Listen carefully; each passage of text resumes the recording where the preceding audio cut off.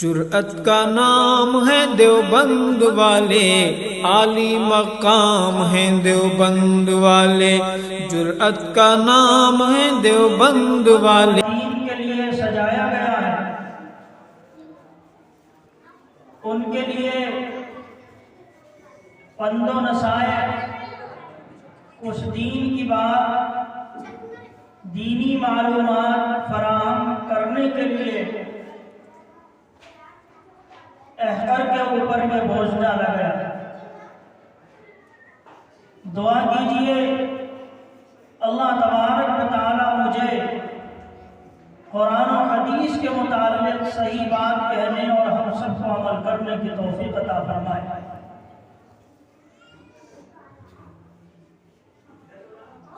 میری ماں اور بہنوں اور عزیز طلبہ، اس دنیا فانی کے اندر ہم جب غور کرتے ہیں تو ہم اس نتیجے پر پہنچتے ہیں کہ اللہ تبارک و تعالیٰ نے اس کائنات کو سجایا ہے، اس کے اندر بے شمار مخلوقات پیدا کی ہیں اور ہزارہ نعمتیں، بے شمار نعمتیں اللہ تبارک و تعالیٰ نے ہم سب کو صبح سے شام تک استعمال کرنے کے لیے عطا فرمائی ہیں۔ اگر ان میں سے صرف ایک نعمت کے لیے ہم ایک دن نہیں بلکہ پوری زندگی اللہ کی بارگاہ میں سجدہ ریز رہیں تو اس ایک نعمت کا شکریہ ادا نہیں کر سکتے۔ اور اللہ تبارک و تعالیٰ نے انسانوں میں سے ایسے افراد پیدا کیے ہیں، ایسے انسان متعین کیے ہیں جو لوگوں کے لیے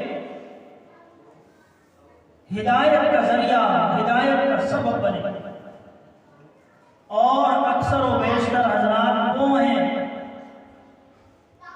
کہ جن کی تربیت کے پیچھے ان کی ماؤں کا ہاتھ ہے اور کسی نہ کسی نتیجے میں عورت کا ہاتھ ہوتا ہے۔ آپ نے سنا ہوگا کہ ہر کامیاب مرد کے پیچھے عورت کا ہاتھ ہے۔ حضرت خواجہ عبدالقادر جیلانی رحمۃ اللہ علیہ پیران پیر گزرے، بہت بڑے اللہ کے ولی، اللہ تبارک و تعالیٰ نے وہ درجہ عطا فرمایا کہ پیر ان سے بیعت حاصل کرتے ہیں اور ان کو اپنا پیر مانتے ہیں۔ اور اس بڑا انسان اور کامیاب انسان بنانے کے پیچھے کس شخصیت کا ہاتھ ہے؟ ان کی ماں کا ہاتھ۔ یوں آتا ہے کتابوں کے اندر کہ جب علم حاصل کرنے کے لیے والدہ نے گھر سے رخصت کیا تو ان کی صدری میں پیسے سی دیے اور کہا کہ بیٹا، راستے میں لوگ لوٹنے والے ملتے ہیں، اگر میں ادھر ادھر رکھ دوں گی کہیں ایسا نہ ہو کوئی آپ کی جیب سے چرا لے۔ راستے سے جب نکلتے ہیں ایسی منزلوں پر پہنچتے ہیں جہاں ڈاکہ زنی ہوتی ہے تو ڈاکو مل جاتے ہیں، تلاشی بھی سامان کوئی نہیں ملا۔ جب چھوڑ دیا تو جانے لگے، پوچھا کہ تمہارے پاس کچھ نہیں ہے؟ کہاں ہے؟ کہاں ہے؟ صدری کو توڑ کر جو سلا ہوا سامان تھا اس کو نکال کر دے دیا۔ ڈاکوؤں نے جب یہ حرکت دیکھی اور جب یہ عجیب منظر دیکھا تو ان کی تعجب کی انتہا نہ رہی۔ انہوں نے اپنے سردار سے کہا کہ یہ تو بڑا عجیب بچہ ہے، ہم نے ساری تلاشی دی، ہمیں سامان نہیں ملا۔ ہم نے جب پوچھا کچھ ہے تو اس نے صحیح جواب دیا اور بالکل سچ بولا۔ ڈاکوؤں کے سردار کے پاس جب یہ خبر پہنچی تو اس نے ان کو بلایا اور پوچھا آپ کو یہ بات کس نے سکھائی؟ کہا کہ میری ماں نے چلتے وقت مجھ سے یہ کہا تھا کہ بیٹا کبھی جھوٹ نہیں بولے۔ میں نے اپنی اپنی ماں کی اس بات کو اپنے پلے سے باندھا اور میں نے کہا کہ جھوٹ نہیں بولو۔ ڈاکوؤں کے سردار نے کہا کہ یہ بچہ جو ذرا سا ہے، چھوٹا سا ہے، اپنی ماں کی نافرمانی نہیں کر رہا ہے، اور ہم اتنے بڑے انسان ہو گئے، ہمارا کام صبح سے لے کر شام تک رب کی نافرمانی کرنا ہے۔ آؤ سارے کے سارے اللہ رب العزت کے سامنے توبہ کرتے ہیں اور آج سے یہ گندا کام چھوڑ دیتے ہیں۔ تو اس کے لیے کون سبب بنا؟ ان کی ماں ان کو سنوارنے کا اور سدھارنے کا سبب بنی، جس کے نتیجے میں بہت سے لوگوں نے اسلام قبول کیا اور بری باتوں سے توبہ کی۔ لیکن جہاں یہ بات ہمارے سامنے آتی ہے کہ عورتوں کا کردار انسانوں کو نفع پہنچانے میں اور کامیاب افراد پیدا کرنے میں رہا ہے، وہیں ہم جب نبی کریم صلی اللہ علیہ وسلم کا یہ فرمان پڑھتے ہیں جو میں نے خطبے میں تلاوت کیا ہے، تو یہ دلوں کو جھلسا دینے والا، سینوں کو پھاڑ دینے والا، آنکھوں سے آنسوؤں کو گرا دینے والا پیغام نبی کریم علیہ السلام نے ہم تک پہنچایا۔ آپ علیہ السلام فرماتے ہیں من 77 امرأۃ، کہ 99 عورتوں میں سے واحدۃ فی الجنہ، ایک عورت جنت کے اندر جائے گی، وہ بقیۃ فی النار، اور باقی ساری عورتیں جہنم کے اندر جائیں گی۔ کتنا بڑی بات، کتنا بڑا کلام نبی کریم علیہ السلام نے، کتنا بڑا پیغام ہم کو عطا فرمایا۔ یقیناً دل پھٹ جاتا ہے، آنکھیں اشکبار ہو جاتی ہیں کہ 99 عورتوں میں سے صرف ایک عورت ہے جو جنت کے مستحق ہے، بقیہ ساری عورتیں جہنم کے مستحق ہیں۔ حضرت علماء کرام نے اس کی تفصیل کرتے ہوئے بیان کیا ہے اور بات کی ہے کہ جانتے ہو عورتوں کے اس قدر بڑی تعداد میں جہنم کے اندر جانے کا سبب کیا چیز بنتی ہے؟ فرمایا بے شمار اسباب ہیں، جن میں سے چند میں آپ کے سامنے بیان کرتا ہوں۔ فرمایا علماء کرام نے کہ سب سے بڑا سبب، سب سے پہلا سبب جو عورتوں کو بڑی تعداد میں جہنم کے اندر لے جانے کا ذریعہ بنتا ہے، وہ ہے تعویذ گنڈے کرنا اور کالے جادو پر یقین کرنا۔ آج کل جہاں ذرا سی پریشانی ہوئی، جہاں کوئی تکلیف سامنے آئی، جہاں کوئی دقت ہوئی، کاروبار نہیں چل رہا ہے، گھر میں کوئی مستقل بیمار رہتا ہے، پریشانی کے اسباب ہیں، فوراً عورت کا ذہن ایک دم تعویذ کی طرف آتا ہے۔ اور یاد رکھو آج کل تعویذ کرنے والوں نے دکان کم رکھی ہے۔ آپ کہیں بھی کسی کے پاس جائیں تو دھندا کرتے ہیں، جو کاروبار کرتے ہیں وہ فوراً آپ سے یہ کہیں گے کہ میاں آپ کے اوپر تو کسی نے کچھ کر دیا، اور پھر عورتوں کے ذہن میں ساری اسٹوری ہوتی ہے کہ ہاں میری خالہ نے کچھ کر دیا ہوگا، میری پھوپھی نے کچھ کر دیا ہوگا، میری بھاوج نے کچھ کر دیا ہوگا، میری بہن نے کچھ کر دیا ہوگا۔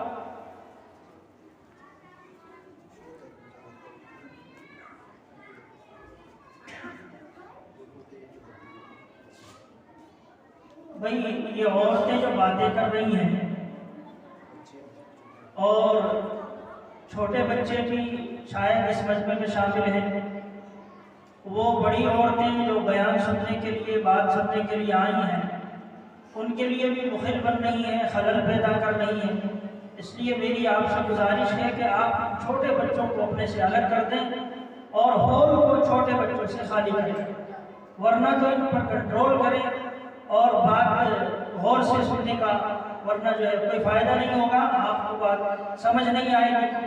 اس لیے یہ پکنک کی جگہ نہیں ہے، یہ آپس میں بات کرنے کی جگہ نہیں ہے، آپ کو دین کی باتیں سنانے اور سمجھانے کے لیے بلایا گیا ہے۔ اس لیے آپ سے گزارش ہے کہ خاموشی کا ماحول بنائے رکھیں اور بالکل خاموش رہیں، بات کو غور سے سنیں۔ اگر بات غور سے نہیں سنیں گے تو سمجھ نہیں آئے گی، اور جب سمجھ نہیں آئے گی تو آنے کا کوئی فائدہ نہیں ہوگا۔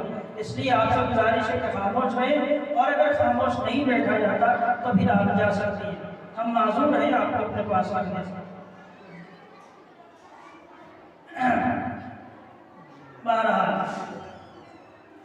تو سب سے پہلا ذریعہ اور سبب جہنم میں عورتوں کے لے جانے کا جو بنتا ہے وہ یہ ہے کہ عورتیں تعویذ اور کالے جادو پر بڑا یقین کرتی ہیں، اور جہاں تھوڑی سی بات ہوئی، تھوڑی سی پریشانی ہوئی، ایک دم برقع اٹھایا اور فوراً چپل پہنے نہیں پہنے، برقع سر پر ہے کہ نہیں ہے، اٹھی اور فوراً کسی نہ کسی عامل کے پاس پہنچ گئی۔ اور عاملوں نے بھی ماشاءاللہ دکانیں کھل رکھی ہیں، آتا جاتا بعض وقت کچھ ہے نہیں اور دکانیں کھلی ہوئی ہیں۔ ذرا یہ تو سوچو کہ ایک آدمی جس کے پاس کام کرانے والے ہزاروں کی تعداد میں آ رہے ہیں، وہ بات کسی کی سنتے نہیں، بات بھی کرتے رہتے ہیں اور خود بھی مارتے رہتے ہیں۔ ادھر تمہارا پانی بھی پڑھ کر دے دیا، اور ہماری مائیں بہنیں اتنی کم عقل ہوتی ہیں کہ ہاں کیا ہوا، ارے اس نے اللہ کا کلام پڑھا نہیں، اللہ کی بات کوئی کی نہیں، اور کاغذ اٹھا کر دیکھے، کھول کر دیکھے، اس پر کوئی قرآن کی آیت نہیں لکھی ہوئی ہے، تو پھر آپ کا یقین اس طریقے سے کیسے جمع ہوا ہے؟ آپ کیوں اپنے ایمان کو خراب کرتے ہیں؟ بہت سے ایسے لوگ ہیں جو ایمان کو خراب کرنے کے لیے بیٹھے ہیں، ان کا منشا صرف ایمان کو خراب کرنا ہے، اور ہم بڑی تعداد میں اپنے ایمان کو خراب کرنے کی طرف ہیں۔ اس لیے بڑی تعداد اور سب سے پہلی وجہ عورتوں کے جہنم کے اندر جانے کی یہ بنتی ہے کہ وہ تعویذات پر اور کالے جادو پر یقین کرتی ہیں۔ دوسری وجہ، جب عورت پریشان ہو جاتی ہے اور گھر میں کوئی کام بنتا ہوا نظر نہیں آتا، ادھر ادھر حالات کا جائزہ لیتی ہے، کوئی بات سمجھ میں نہیں آتی، تو پھر مزارات کا رخ کرتی ہے اور وہاں جا کر ایسے افعال، ایسے اعمال کرتی ہیں جو انسان کے ایمان کو ختم کر دیتے ہیں اور اس کو شرک تک پہنچا دیتے ہیں۔ نبی کریم صلی اللہ علیہ وسلم کے ذریعے سے اللہ تبارک و تعالیٰ نے قرآنی آیات ہم تک پہنچائی ہے، آپ پر نازل کر کے اللہ نے فرمایا قرآن میں، ان اللہ لا یغفر ان یشرک بہ ویغفر ما دون ذلک لمن یشاء۔ یاد رکھو، بلا شبہ اللہ تبارک و تعالیٰ شرک کو معاف نہیں کریں گے، شرک کے علاوہ جتنے گناہ آپ لے کر آئیں گے اللہ اپنی منشا سے ان کو معاف کر دے گا، مگر شرک معاف نہیں کرے گا۔ اس کی مثال ایسے ہے کہ بندہ میرا ہو، اپنی جبین نیاز دوسرے کے سامنے جھکائے، اللہ رب العزت اس کو برداشت نہیں کرتا۔ جیسے کوئی مرد اس بات کو برداشت نہیں کرتا کہ بیوی میری ہو، نیب دوسرے کے ساتھ لڑائے، جس طریقے سے مرد اس بات کو برداشت نہیں کرتا، اللہ تبارک و تعالیٰ بھی اس بات کو برداشت نہیں کرتا۔ کوئی گناہ ایسا نہیں جو اللہ کے اتنے زیادہ غضب کا سبب نہ بنتا ہو جتنا زیادہ غضب کا سبب شرک بنتا ہے۔ کہتے ہیں کہ انسان بندہ جب شرک کرتا ہے تو اللہ رب العزت کی زمین اور آسمان لرز جاتے ہیں، اور زمین یہ کہتی ہے کہ رب حکم فرما میں پھٹ جاؤں اور اسے نکل جاؤں، اور آسمان کہتا ہے رب حکم فرما میں پھٹ جاؤں اور اس کے اوپر عذاب نازل فرما۔ شرک اتنا بڑا گناہ، اور ہم مزارات پر جا کر وہاں منتیں مانگتے ہیں، جالیوں پر جا کر دھاگے باندھتے ہیں اور جا کر ان سے دعائیں مانگتے ہیں۔ یاد رکھو، جب انسان مر جاتا ہے تو اس کے سارے اعمال ختم ہو جاتے ہیں۔ اذا مات الانسان انقطع عمله، جب انسان مر گیا تو اس کے اعمال ختم ہو گئے، اب وہ تمہارے لیے کیا دعا کرے گا؟ وہ خود دعا کرتا ہے۔ ہاں، ہمارے اکابرین، ہمارے علماء فرماتے ہیں کہ ان سے دعا مانگنے کا طریقہ یہ ہے کہ ان سے نہ مانگی جائے، ان کا وسیلہ دے کر، ان کا واسطہ دے کر اللہ رب العزت سے مانگے کہ اللہ یہ تیرے نیک بندے جو ہیں ان کی برکت سے تو ہمارا فلاں کام کرتا ہے۔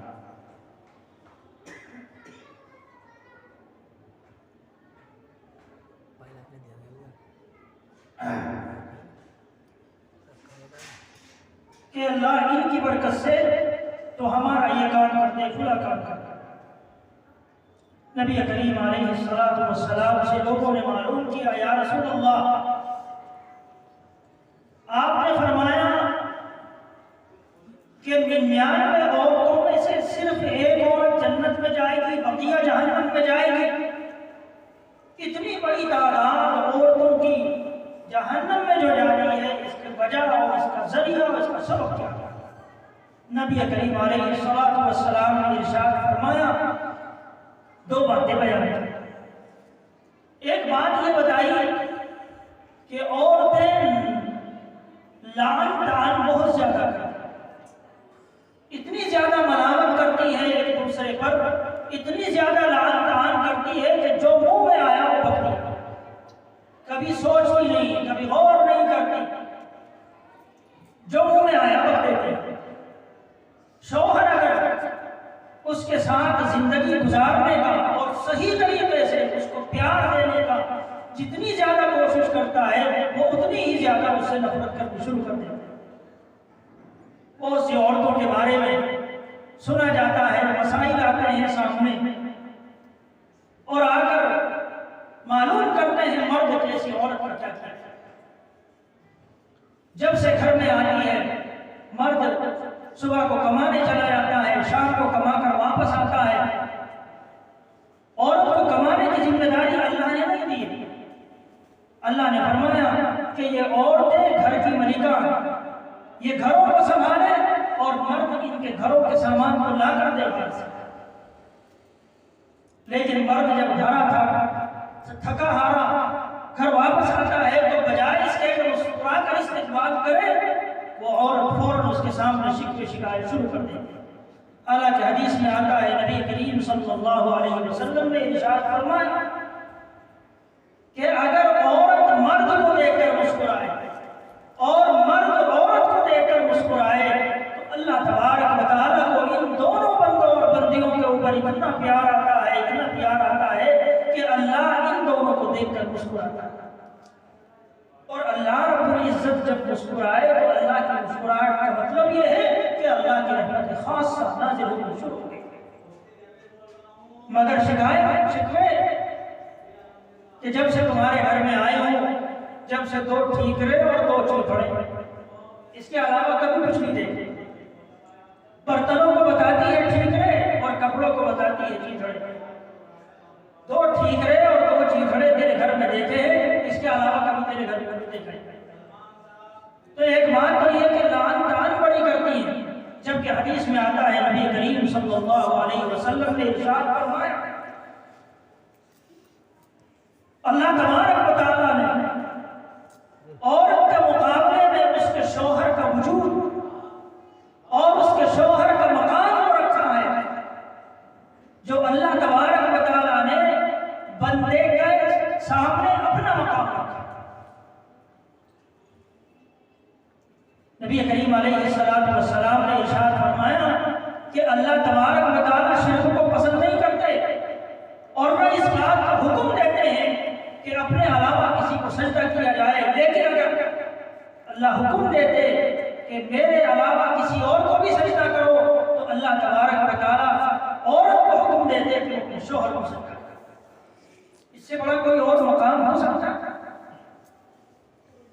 اچھا ایک بات بتائیں، آپ دیکھیں کہ مرد کی یہ والی صفت کہ وہ مرد ہے بالکل ایسی ہے جیسی اللہ رب العزت کی صفت۔ اللہ تبارک و تعالیٰ تو عظیم الشان ہے، وہ تو مالک الملک ہے، وہ تو خالق الارض والسماوات ہے، وہ تو ساری چیزوں کا مالک ہے، خزانوں کا مالک ہے، غیب کی خبریں اس کے پاس ہے۔ اسے کیا ضرورت تھی پھر دنیا کو پیدا کرنے کی، بندوں کو پیدا کرنے کی؟ لیکن اس کو ضرورت اس وجہ سے تھی کہ میری کبریائی میں اگر سارے انسان مل کر سجدہ کرے اور کوئی انسان ایسا نہ رہے جو سجدہ نہ کرے، سارے انسان جھک جائے اللہ کے سامنے، تو اس کی کبریائی میں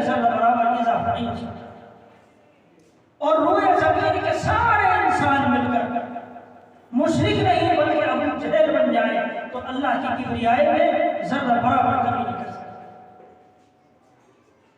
لیکن پھر بھی اللہ نے بندوں کو پیدا کیا تاکہ اس کا تعارف ہو، لوگ پہچانے اللہ کو۔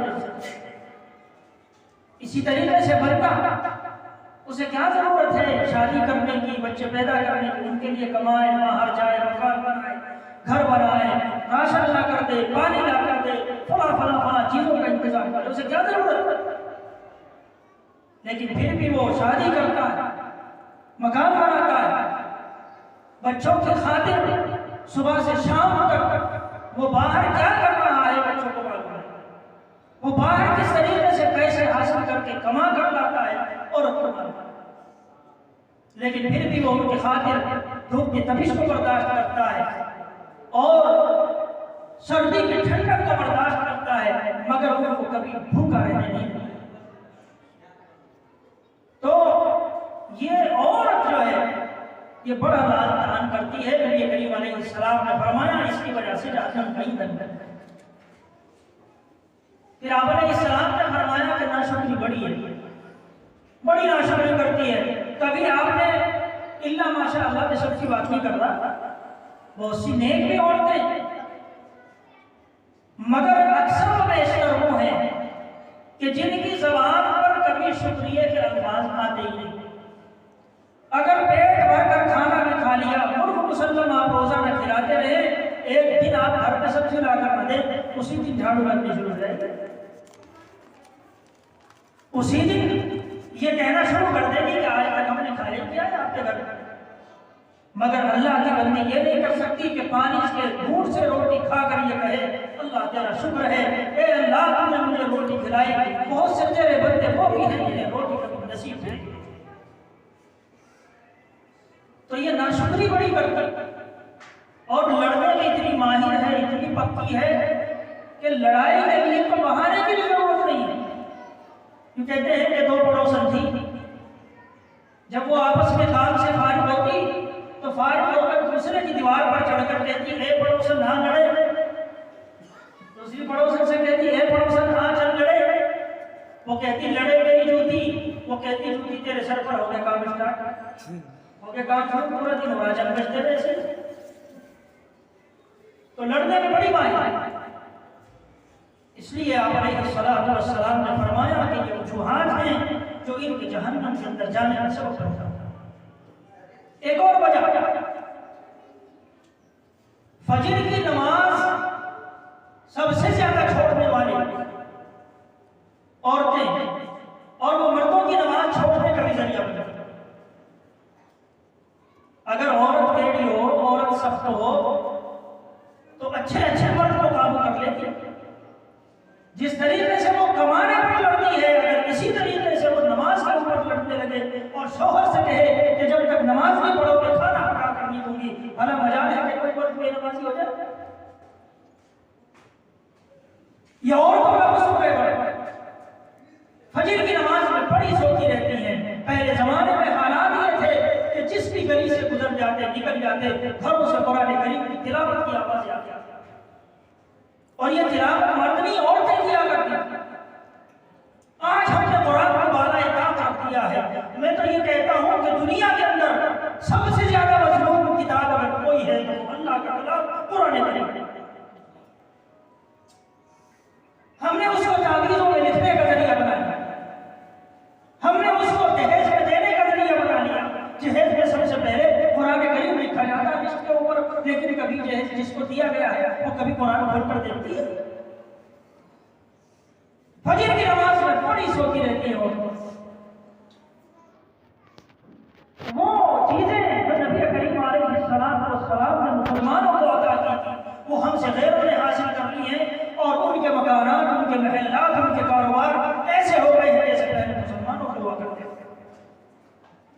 وجہ اس کی یہ ہے کہ ہم نے قرآن کریم کو بالا طاقت کیا۔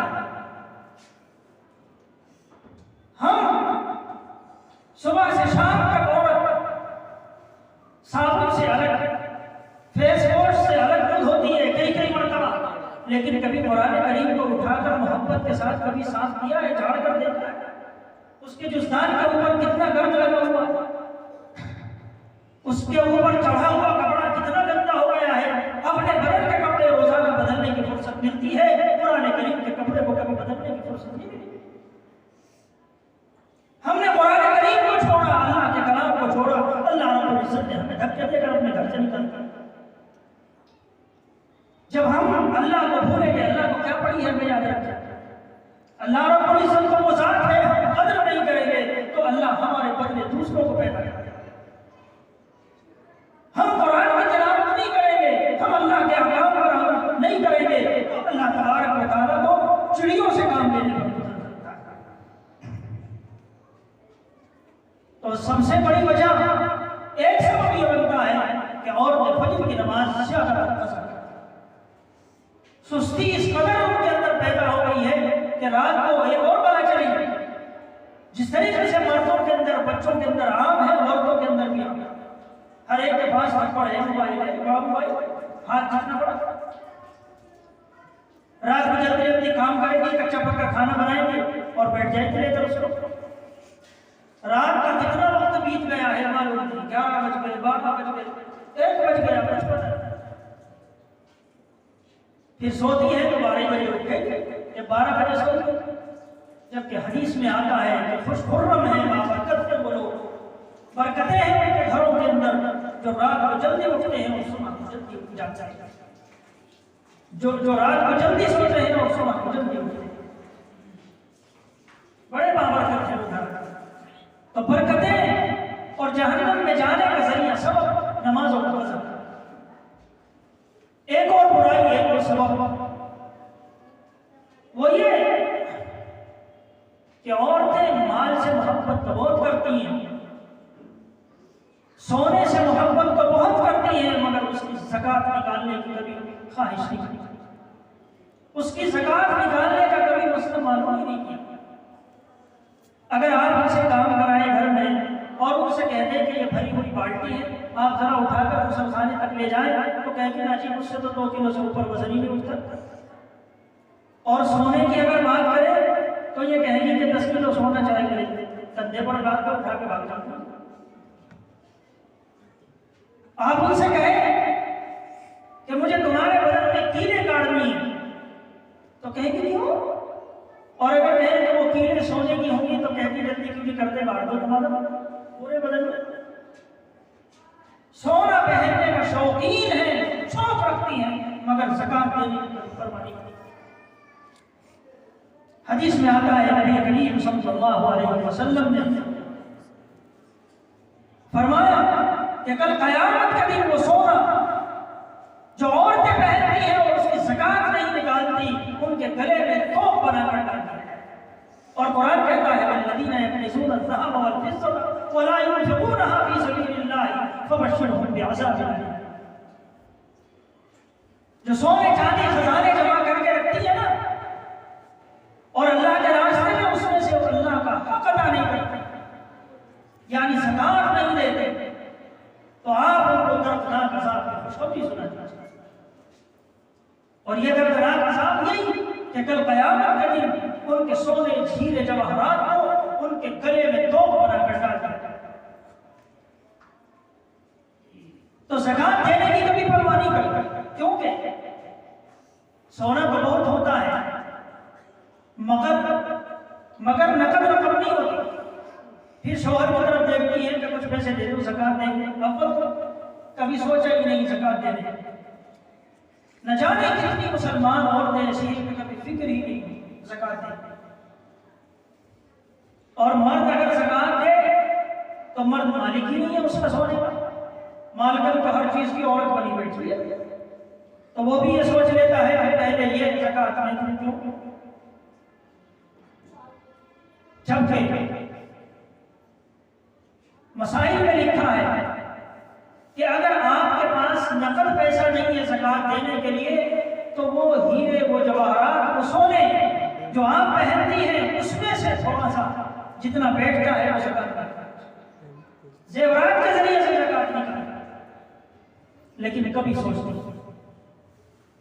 اس لیے اللہ تبارک و تعالیٰ ان کو جہنم میں نہیں بنا۔ ایک اور وجہ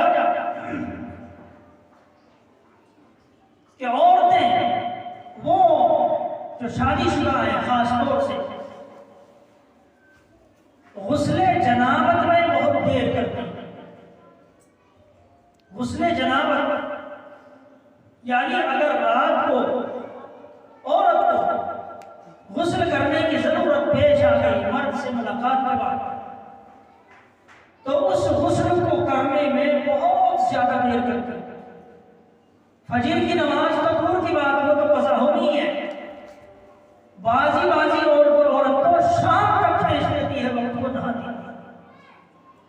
اور یاد رکھو جب تک آدمی یا مرد یا عورت ناپاکی کی حالت میں رہتا ہے اللہ رب العزت کی لعنتیں اس کے اوپر برستی ہیں۔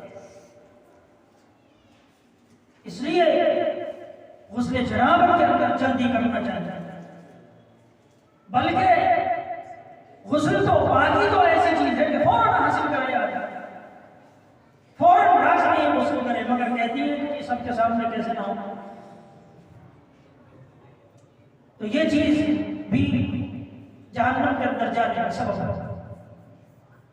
ایک اور چیز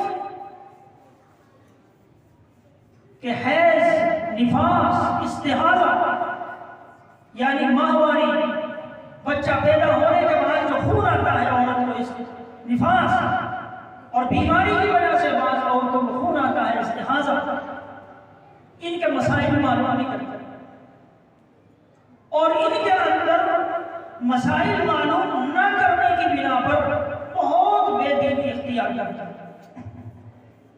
جبکہ یہ بہت باریک مسائل ہے۔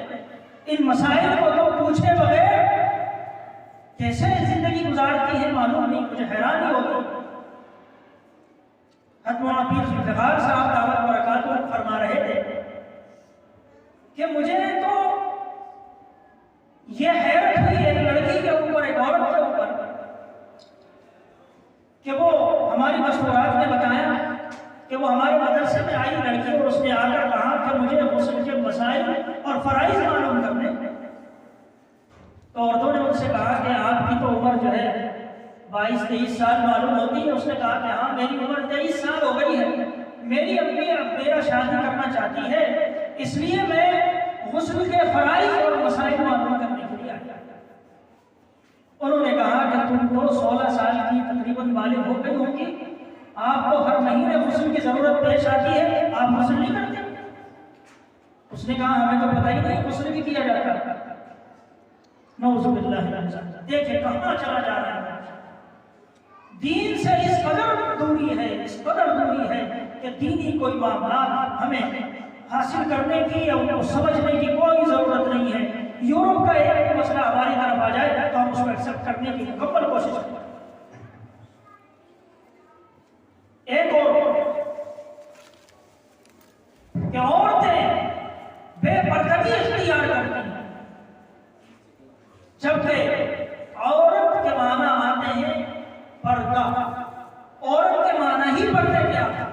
سراپا حجاب، سب سے لے کر پیر تک، پیر کے ناخن تک، سر کے بال سے لے کر پیر کے ناخن تک عورت کو چاہیے، مگر وہ اس پر توجہ نہیں دیتے۔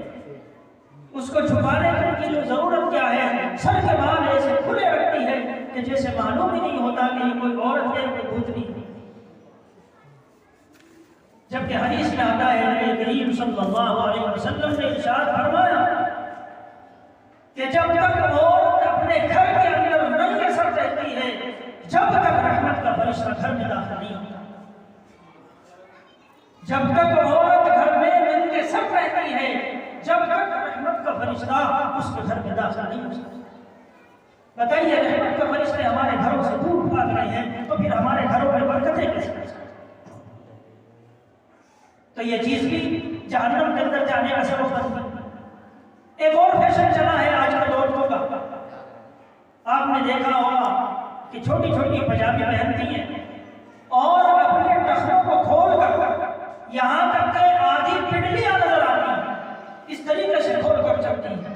حدیث میں آتا ہے نبی کریم صلی اللہ علیہ وسلم نے ارشاد فرمایا کہ اللہ کی لعنت ہو ان مردوں کے اوپر جو اپنے ٹخنوں کو اپنے پاجاموں سے چھپاتے ہیں، ان مردوں کے اوپر جو اپنا ازار، اپنا تہمد،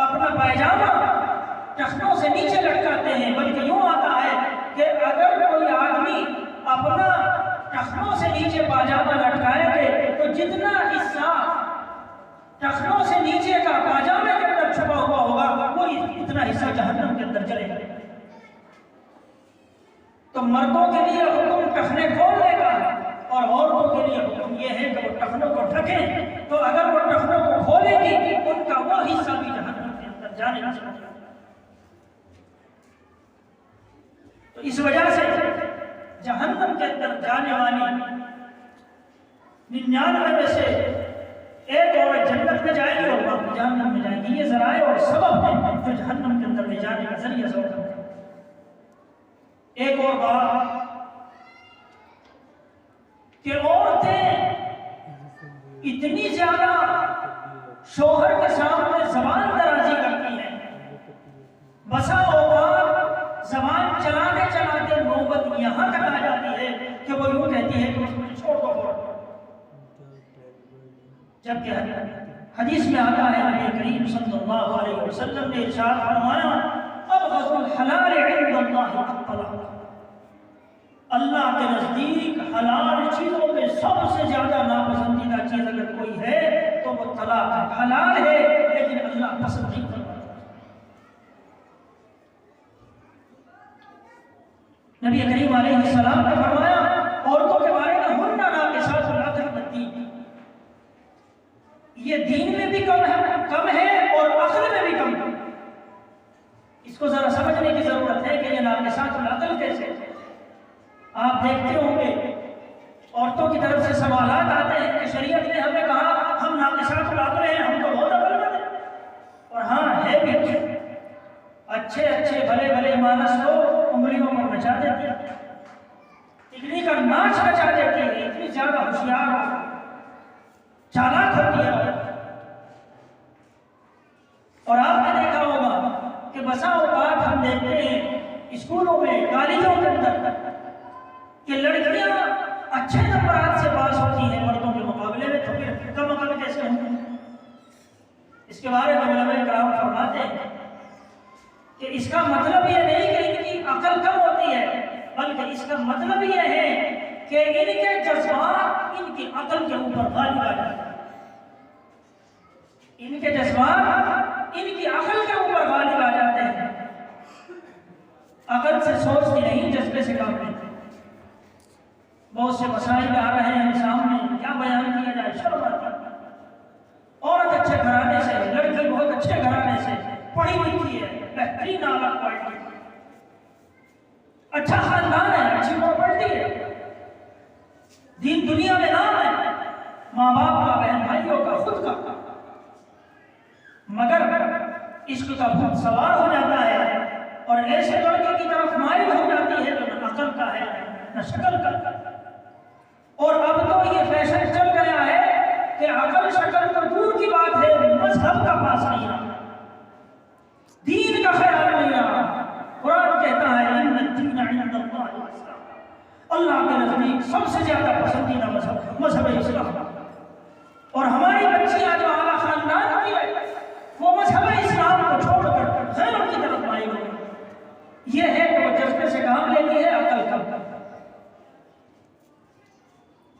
باپ کو سمجھاتے سمجھاتے عمر گزر گئی، ماں کو سمجھاتے سمجھاتے عمر گزر گئی کہ بیٹا ایسا حرکت مت کرنا، ایسا نہیں کرنا، تمہارے لیے دین کا بھی نقصان ہے، دنیا کا بھی نقصان ہے، مگر اس کے کان پر چوں تک نہیں رینگتی، اور نتیجہ یہ ہوتا ہے کہ وہ غیر مذہب والے بچے کے ساتھ، غیر مذہب والے لڑکے کے ساتھ، جو پلاننگ کے ساتھ مسلمانوں کو بدنام کرنے کی سازشیں کر رہے ہیں، اس سازش کا حصہ اور سبب بن جاتا ہے،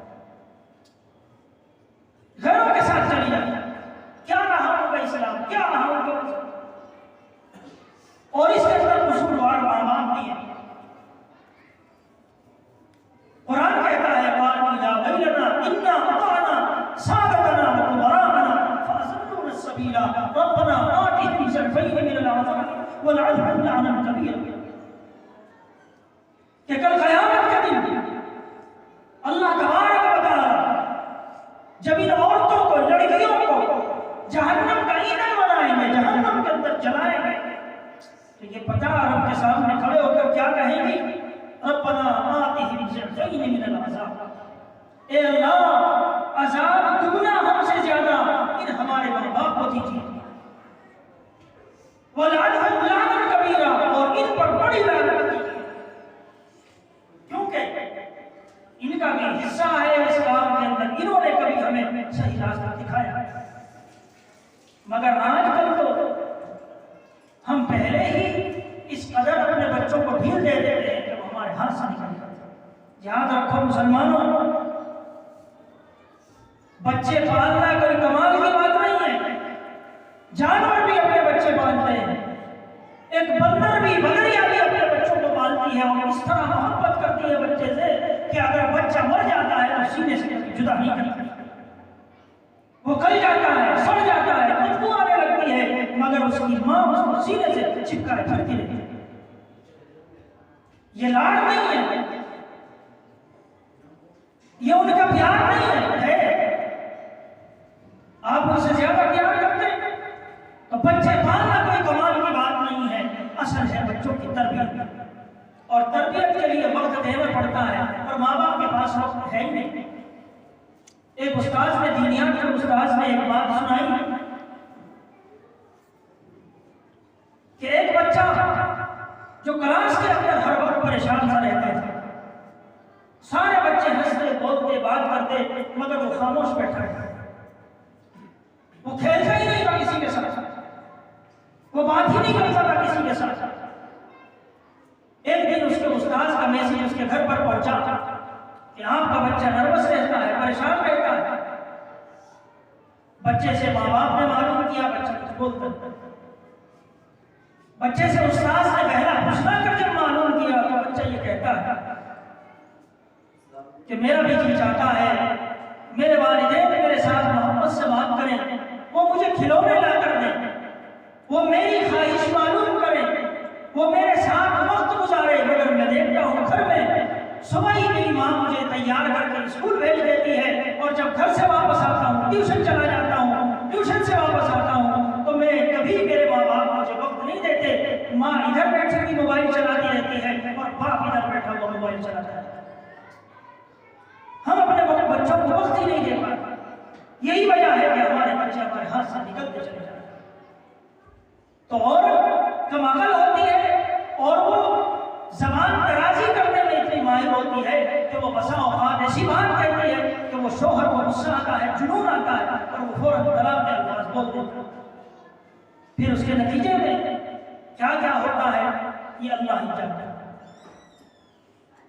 اور بہت سی عورتیں تو وہ ہوتی ہیں کہ طلاق بھی ہو جاتی ہے مگر بتاتی نہیں، الفاظ شوہر ایسے بول دیتا ہے کہ کنایہ میں طلاق ہو جاتی ہے، مثلا شوہر نے کہہ دیا کہ جا تو نکل جا میرے گھر سے، یہ بھی طلاق کے الفاظ ہیں۔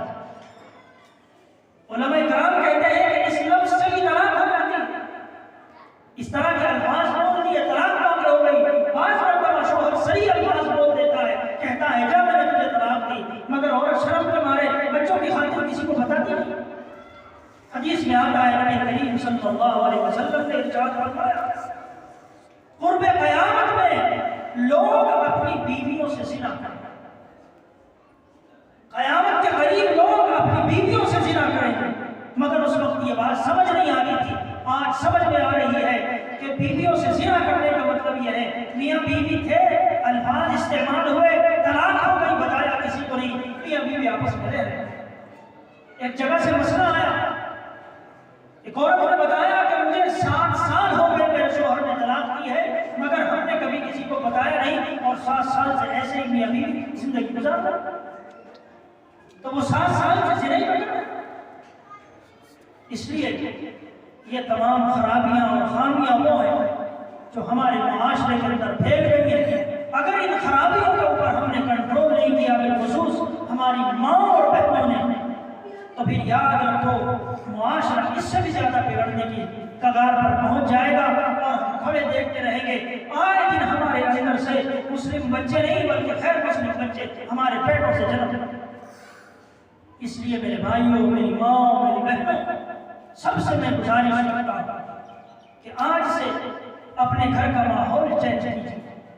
آپ دیکھیے، آپ کی بچی اگر اسکول جاتی ہے پڑھنے کے لیے، آپ اس کی نگرانی کیجیے، ٹیوشن جاتی ہے پڑھنے کے لیے، اس کی نگرانی کیجیے، آپ صرف لڑکیوں کی نہیں لڑکوں کی بھی نگرانی کیجیے. آپ کا لڑکا کہاں بیٹھتا ہے, اس کی نشست و برخاست کیسی ہے, اس کے دوست و احباب کیسے ہیں, کہاں وہ زیادہ تر بیٹھتا ہے, کن کے ساتھ وقت گزارتا ہے, سگریٹ تو نہیں پیتا, نشہ تو نہیں کرتا, اور اوباشی تو نہیں کرتا, عیاشی تو نہیں کرتا. اس سب کی ذمہ داری ماں کے اوپر ہے اور باپ کا.